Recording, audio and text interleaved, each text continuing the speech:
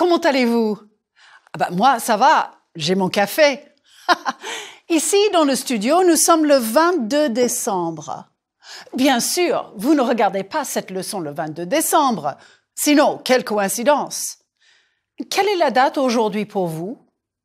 Nous sommes le 12 juin, le 3 septembre. Ici, dans le studio, nous sommes le 22 décembre 2016. C'est le premier jour de l'hiver. Gla, gla, gla. Il fait froid. Et chez vous? C'est quelle saison? Le printemps, l'été, l'automne, l'hiver? Ici, nous sommes en hiver et il fait froid. Est-ce qu'il fait froid chez vous ou est-ce qu'il fait chaud? Ici, il fait froid. Mais je n'ai pas froid dans le studio. Il fait chaud avec les lumières. J'ai chaud. Et vous? Est-ce que vous avez chaud ou est-ce que vous avez froid? Elle a froid et elle n'est pas heureuse. Moi, ça va. That last phrase, you've used it to talk about how you're doing. Ça va? Oui, ça va bien. Ça va mal. Remember way back in lecture 3? That's a phrase that can take you pretty far. Ça va? Ça va. Ça va. And in other contexts? Est-ce que vous avez froid? Ça va. It's fine. Ça va, merci. Add the merci, of course. What else can it mean? Est-ce que vous voulez du vin? Merci, ça va. That means no thank you, or I'm good, as my students say. And in yet another context, imagine a rude person is pushing you in a line. Bon, ça va, hein? What do you think this means?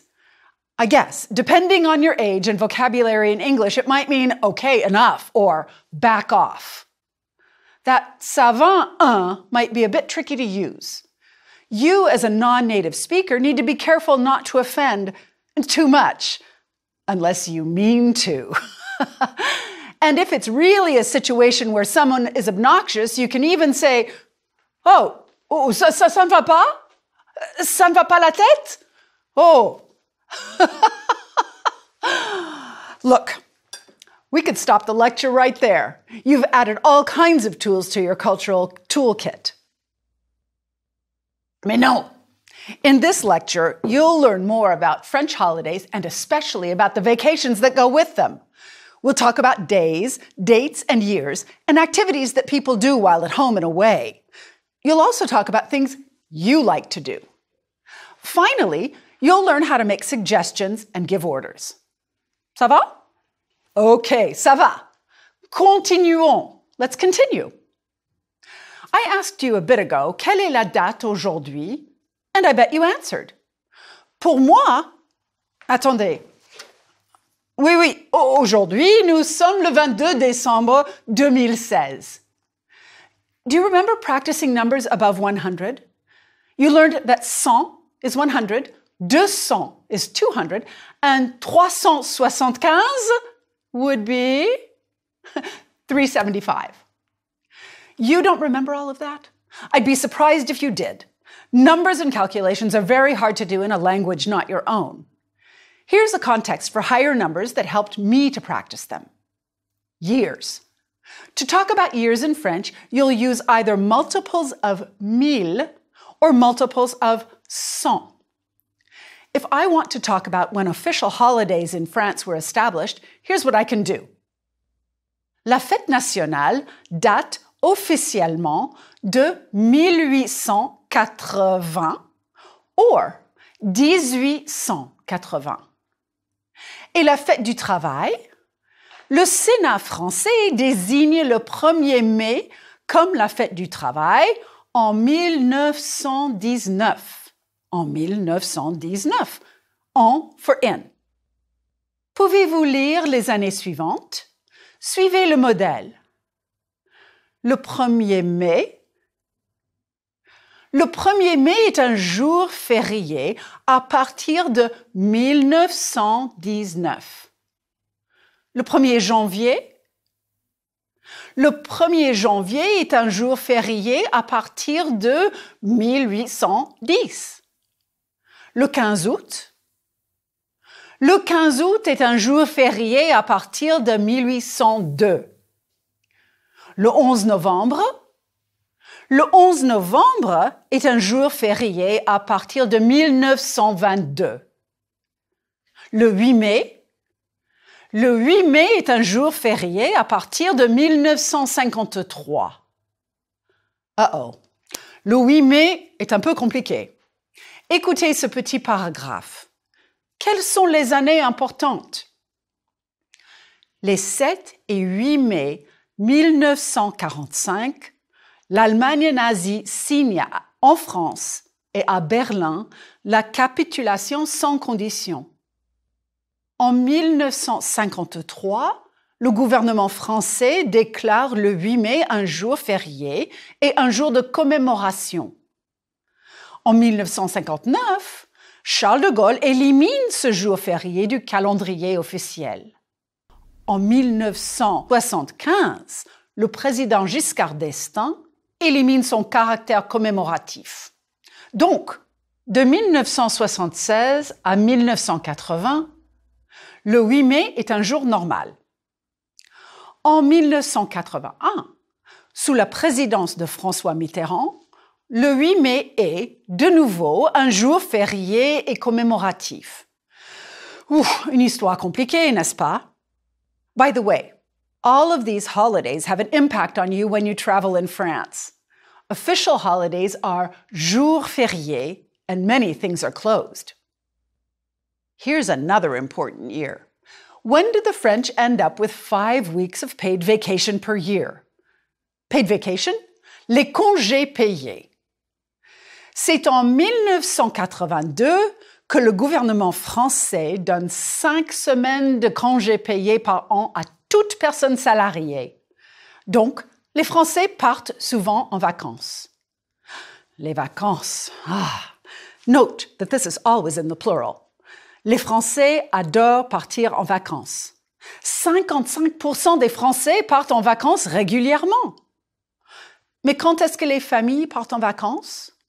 Souvent, une famille organise ses vacances selon le calendrier scolaire.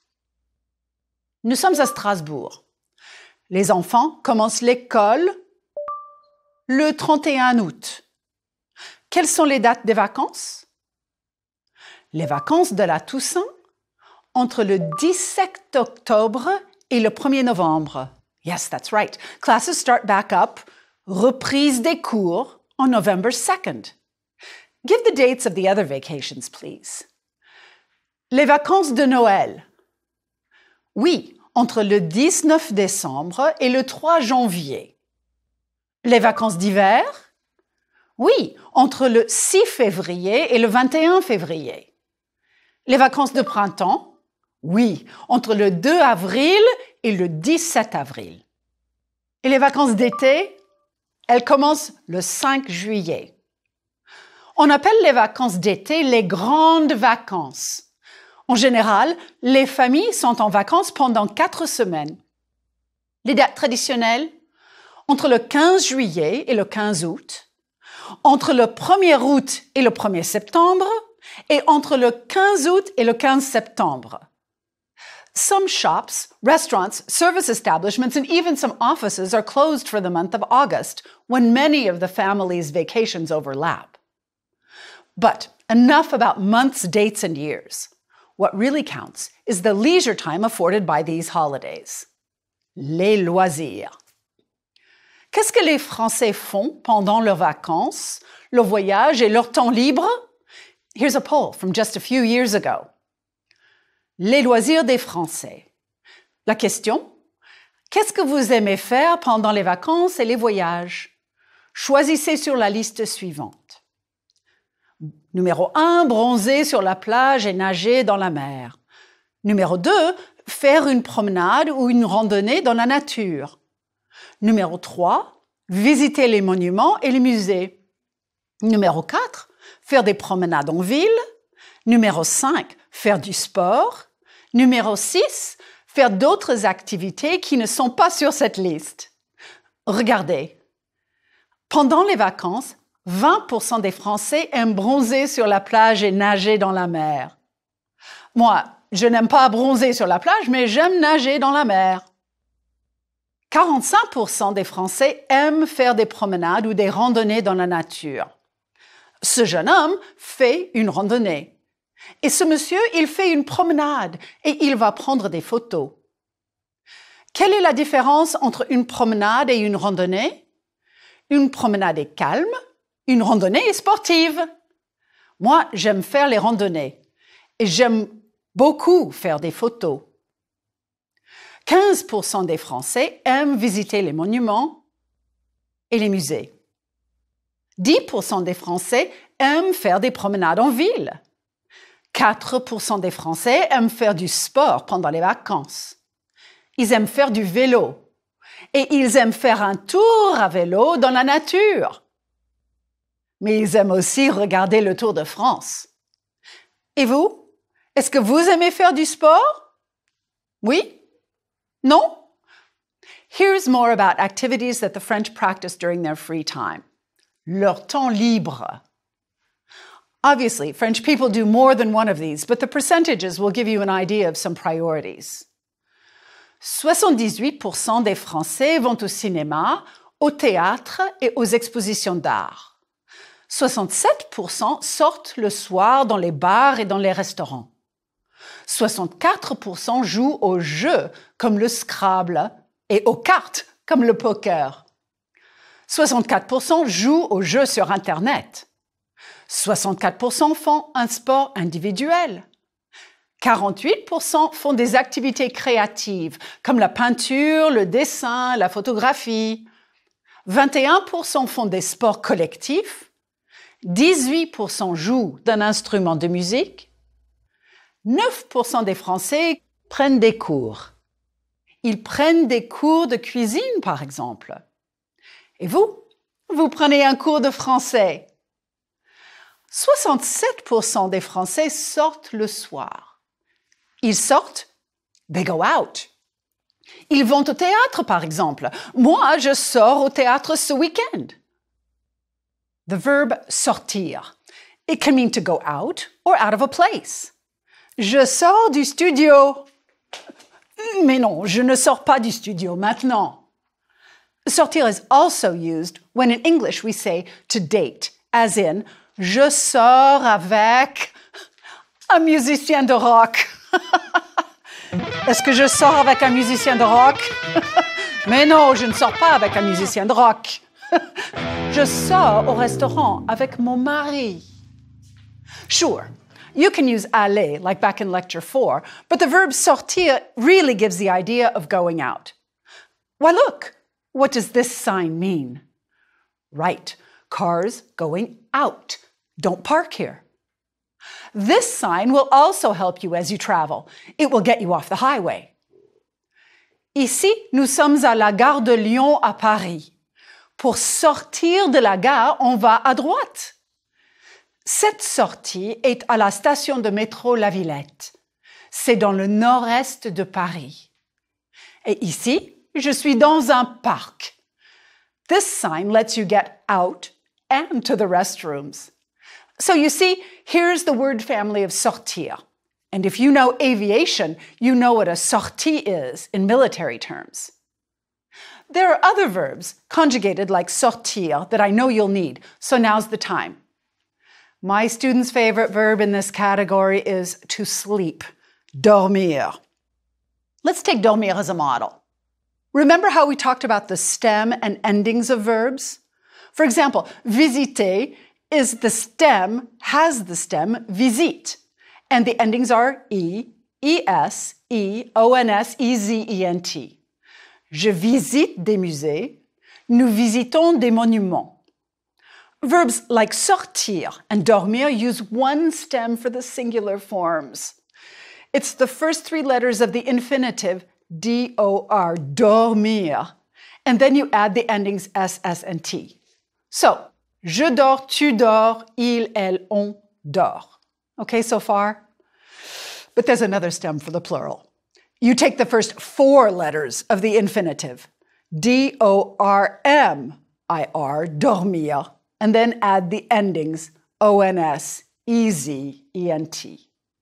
Nous dormons, vous dormez, il ou elle dorment. The ENT is silent, but it makes you pronounce the final consonant of the stem. Est-ce que les étudiants dorment en classe? Non. Now, follow the same pattern with sortir, to go out. Avec mon mari, nous sortons parfois au restaurant le mercredi soir. Here are 3 more verbs that work that way. Partir, to leave. Servir, to serve. Sentir, to smell. Le matin, je sers du café à mon mari. Quand mon fils sent le café, il arrive dans la cuisine. Nous partons de la maison à 8 heures. Mais le jour de la fête des mères, ils servent le café. So, aller is to go, sortir is to go out, and partir is to leave. Monsieur et madame sortent de la maison en pyjama pour prendre l'air. Mais est-ce qu'ils vont partir en pyjama? Certainement pas. It might help if you think of sortir as the opposite of entrer, and partir as the opposite of arriver. In French, you need the following formula if you want to use sortir and partir when talking about leaving a place. Le couple sort de la maison en pyjama. Ils ne partent pas de la maison en pyjama. Can you put the right form of a logical verb in the blanks? Dormir, partir, sentir, servir, sortir. Maman et papa sortent au restaurant quand ils ont du temps libre le week-end. Le jour de la fête des pères, nous servons un café à papa. Qu'est-ce que mon grand-père fait le dimanche après-midi? Il dort devant la télévision. Oui, papy dort, mais nous ne dormons pas. Nous voulons regarder la télévision. Carole sent le café. Et papy sent le café aussi. Ça sent très bon. Papy ne dort plus. This little scene was inspired by many Sunday afternoons in France. A nap followed by a strong cup of coffee? Perfect. But back to our list of leisure time activities. Another activity? Jouer, to play. It's a regular ER verb, even if it might look funny. Je joue, nous jouons, etc. When you talk about any kind of sport, you can use faire to talk about practicing that sport. Remember, nous aimons faire du sport. But to talk about a game like poker, the formula is jouer plus a, plus the article and the game. Le poker, il joue au poker. The same formula works for sports with rules and an opponent or opposing team. Le tennis, il joue au tennis. Vous jouez au golf? Il joue au foot. Il joue aux cartes. When you want to talk about playing an instrument, you use jouer de in just the same way. Il joue de la guitare électrique. Elle joue du piano. Une flûte. Voici Monsieur Chenet de Sobobadé au Sénégal. Il joue de la flûte. Mon fils et mon mari jouent de la guitare classique. Ils font de la musique. C'est une vieille photo, mais ils jouent toujours ensemble. Voici quelques instruments. Est-ce que vous jouez d'un de ces instruments? Prononcez, s'il vous plaît. La flûte, le saxophone, le piano, l'harmonica, la trompette, la guitare, le violon. If I asked you which instrument you play, you might say either moi je joue de la flûte, or je ne joue pas d'un instrument. Et maintenant, une activité pour vous. Jouer à, jouer de. Le foot? Oui, il joue au foot. Les cartes? Oui, nous jouons aux cartes. Mon amie Nicole joue de la guitare avec mon mari. Mais regardez, Nicole joue, mais mon mari ne joue pas. Qu'est-ce qu'il fait? Il regarde sa partition. Il lit la musique. He's reading the music. Et cette jeune femme, elle joue du piano, mais regardez, elle compose une chanson. Elle écrit de la musique. Et ce chef de chorale, qu'est-ce qu'elle dit? Elle dit « Chut ». Do you remember comment dit-on? Comment dit-on dinosaure en français? What? You forgot my dinosaur? Comment dit-on? To say, to read, to write, dire, lire, écrire. These three verbs fit well together, but they aren't conjugated in exactly the same way. Prononcez, s'il vous plaît.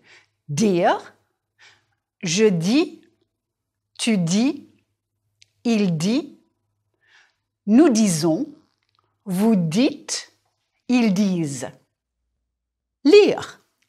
Je lis, tu lis, il lit, nous lisons, vous lisez, ils lisent. Écrire. J'écris, tu écris, elle écrit, nous écrivons, vous écrivez, elles écrivent. Regardez ces images et complétez les phrases. Ce scribe écrit avec une plume. Ils écrivent leurs devoirs avec des crayons. Elle écrit une carte avec un stylo. Il écrit un rapport avec un ordinateur. Vous écrivez avec un crayon. J'écris avec un stylo. Nous écrivons avec un ordinateur. Et vous? No, really, you. J'écris avec. That was for you to decide. And lire. Qu'est-ce que vous aimez lire? Mettez une forme de verbe lire pour compléter les phrases. Les grands-parents lisent un livre à leur petite fille. L'enfant ne lit pas encore très bien. Qu'est-ce que vous lisez? Est-ce que vous lisez un roman, comme Madame Bovary? Des poèmes?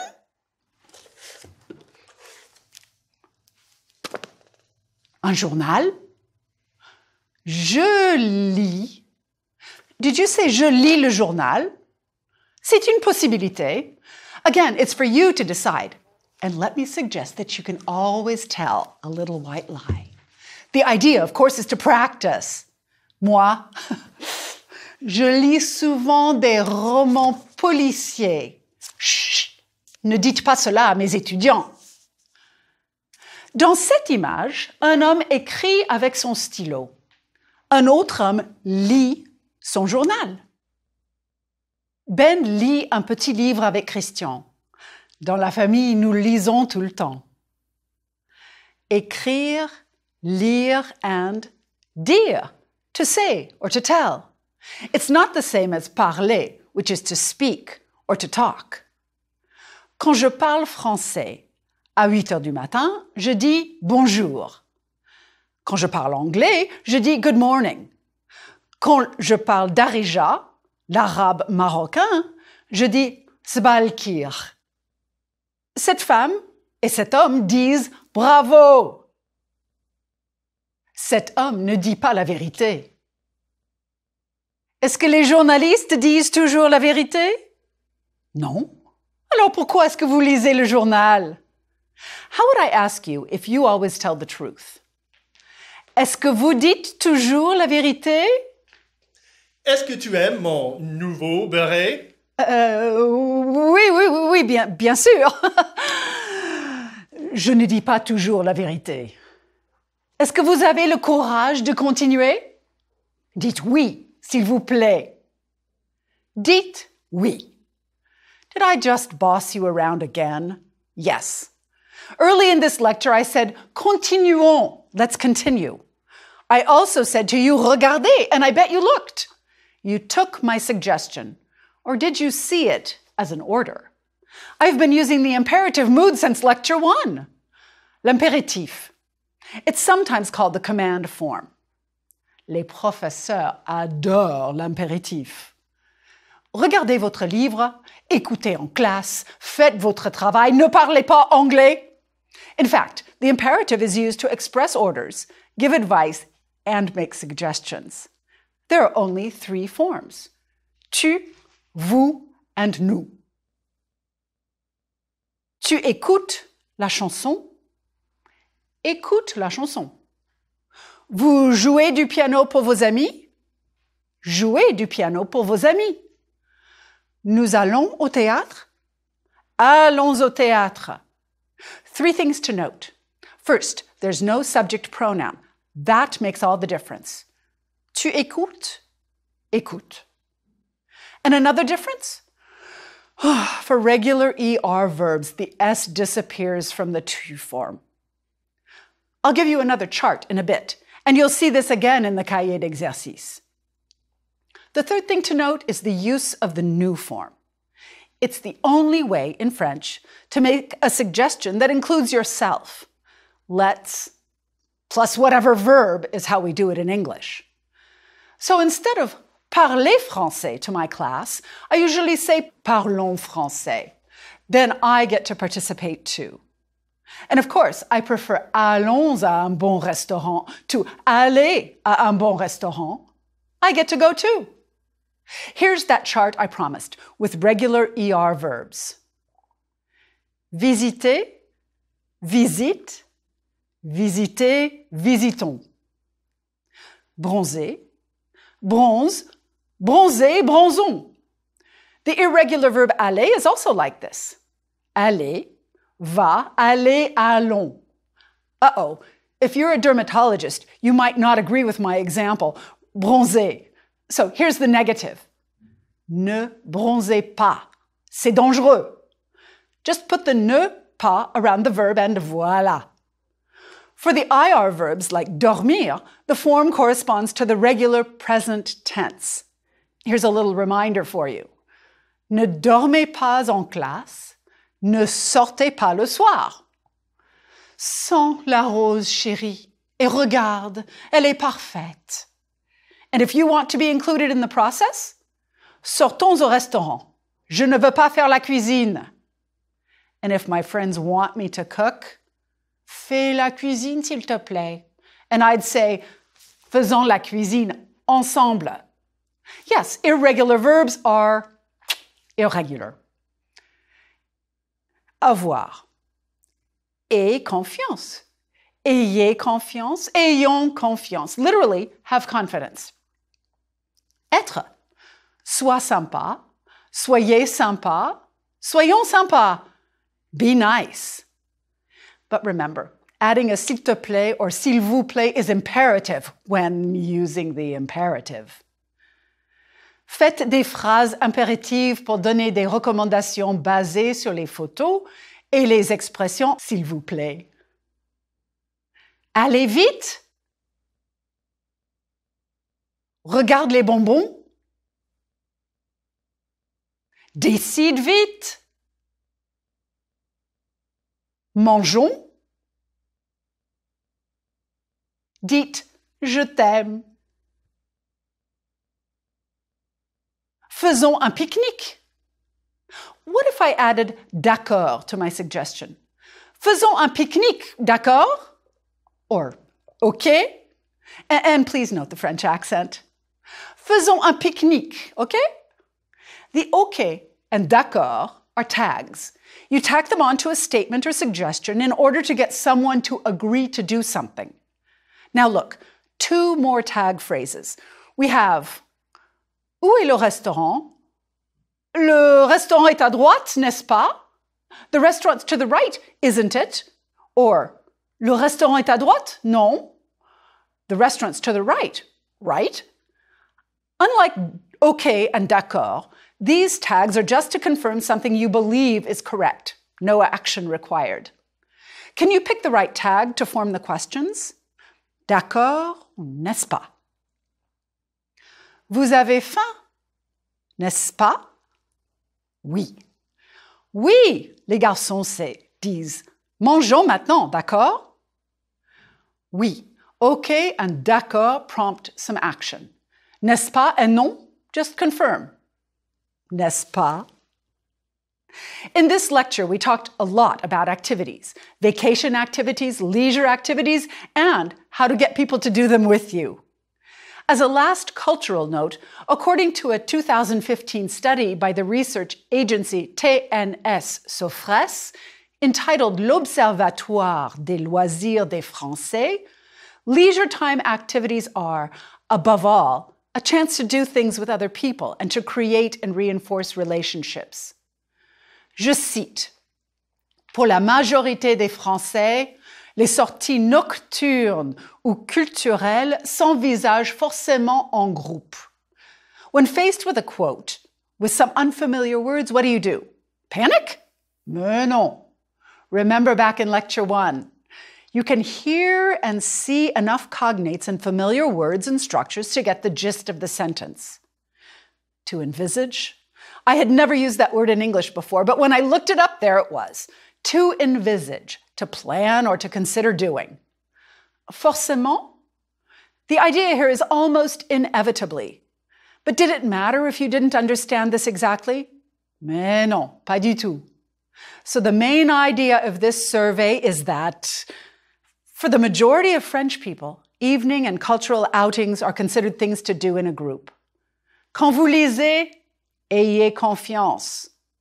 Et maintenant, regardez le cahier d'exercice. I'm a teacher. I just can't help bossing you around. Et à bientôt. Groupe 1. Vocabulaire. Les grands nombres. Écoutez et répétez, s'il vous plaît. 100 est multiple de 10 jusqu'à 200. 100, 110, 120, 130, 140, 150, 160, 170, 180, 190, 200. 100 est multiple de 100 jusqu'à 1000.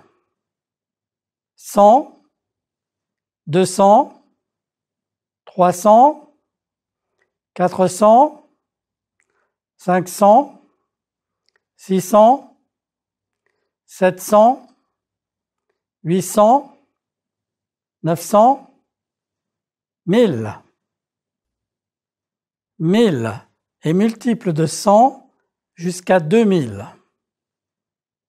1000, 1100, 1200, 1300, 1400, 1500, 1600, 1700, 1800, 1900, 2000. Les nombres à 4 chiffres et quelques fêtes nationales.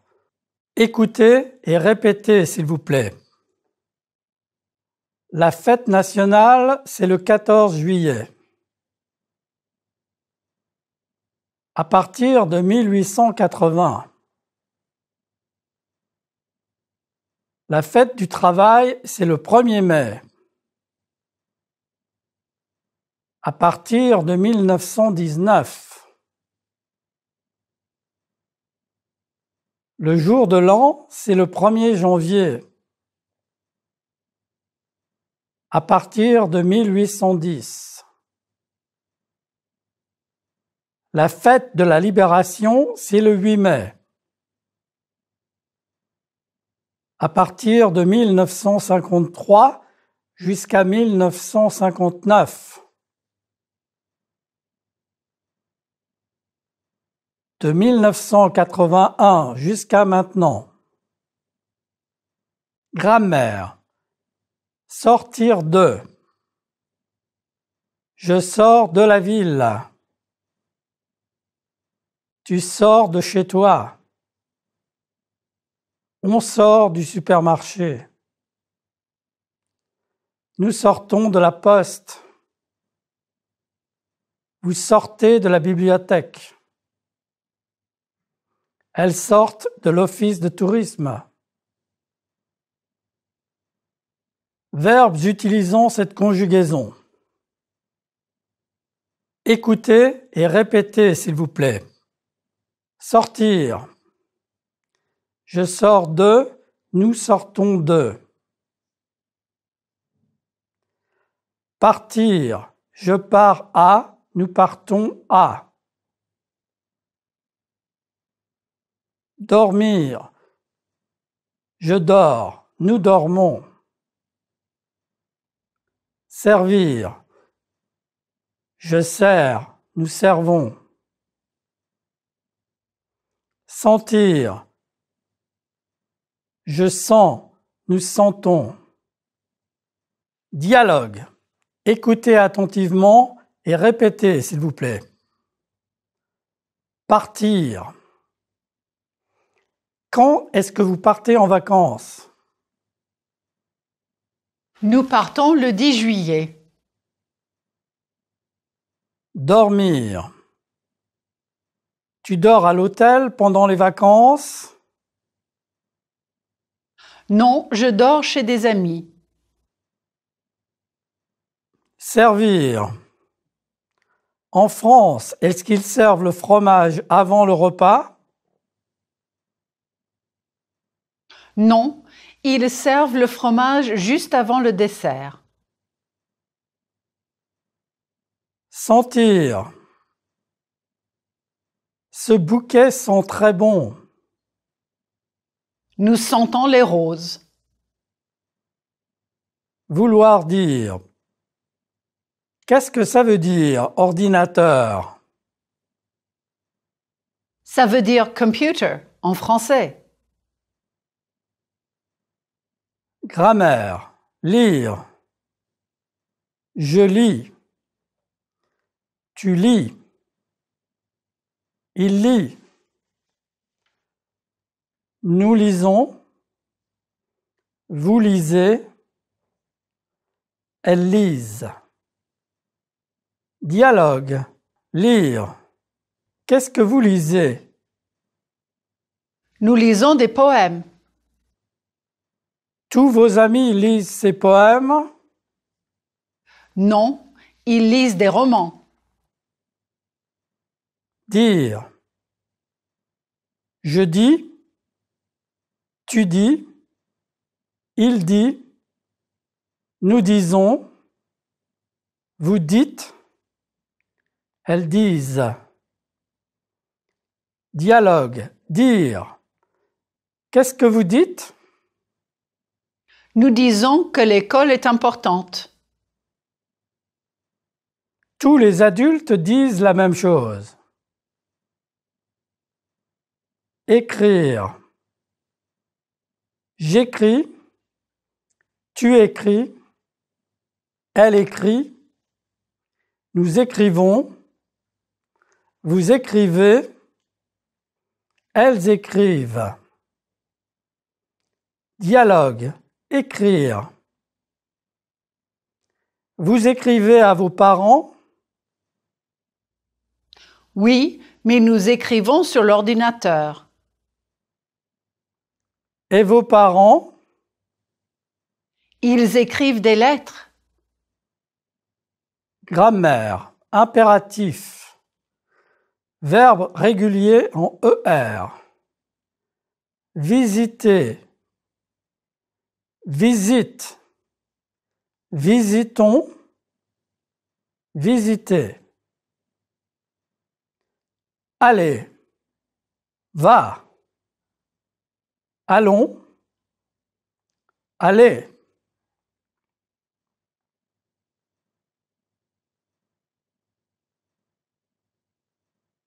Les sons du français. Consonne finale.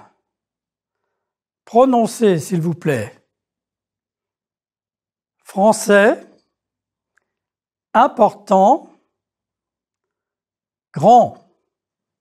In Lecture 3, you learned that the sound at the end of an adjective can tell you if it's masculine or feminine. The masculine form of many adjectives ends in an unpronounced consonant. Add the E for the feminine form and pronounce the consonant. Répétez, s'il vous plaît. Amusant, amusante. Différent, différente. Élégant, élégante.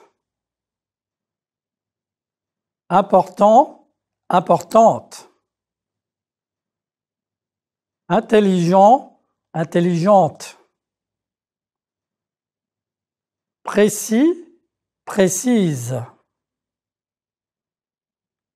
Petit, petite. Grand, grande. Mauvais, mauvaise.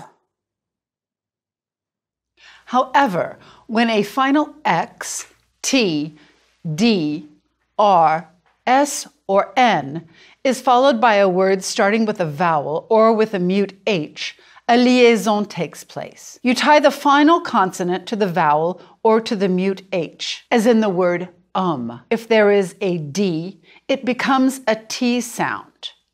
The mute H is explained in the language lab of Lecture 8. Prononcez, s'il vous plaît. Grand, un grand jour, un grand éléphant, un grand homme, mauvais, un mauvais musicien, un mauvais instrument, petit, un petit problème, un petit accident, deux fêtes, deux ordinateurs, deux hommes. Premier, le 1er février, le 1er avril. Another pattern to remember is that the final consonants are not usually pronounced unless they come before a word beginning with a vowel or a mute H, as in Prononcez, s'il vous plaît. Les vacances, les monuments, les restaurants. Beaucoup, assez, court. The consonants C, R, F, and L are sometimes pronounced. Prononcez, s'il vous plaît. Avril, parc, bonjour, 9.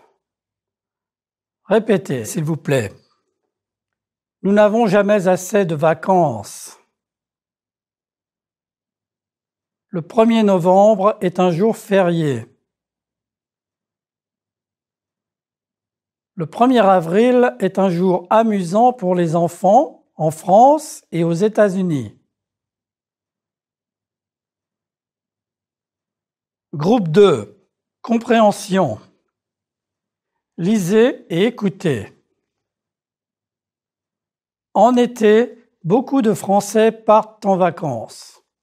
Certains lisent sur la plage, d'autres font des promenades à la campagne. Les Français lisent beaucoup de romans policiers. Ils écrivent des cartes postales. Parfois, ils jouent d'un instrument de musique. Sinon, ils jouent aux cartes ou ils font du vélo. Écoutez et répétez, s'il vous plaît. En été, beaucoup de Français partent en vacances. Certains lisent sur la plage. D'autres font des promenades à la campagne. Les Français lisent beaucoup de romans policiers. Ils écrivent des cartes postales. Parfois, ils jouent d'un instrument de musique. Sinon, ils jouent aux cartes ou ils font du vélo. Écoutez pour comprendre et répondez aux questions. En été, beaucoup de Français partent en vacances. Certains lisent sur la plage. D'autres font des promenades à la campagne. Les Français lisent beaucoup de romans policiers. Ils écrivent des cartes postales. Parfois, ils jouent d'un instrument de musique. Sinon, ils jouent aux cartes ou ils font du vélo. Vrai ou faux? Les Français ne partent pas en vacances. Faux. Les Français font du vélo sur la plage. Faux. Ils écrivent des cartes postales. Vrai.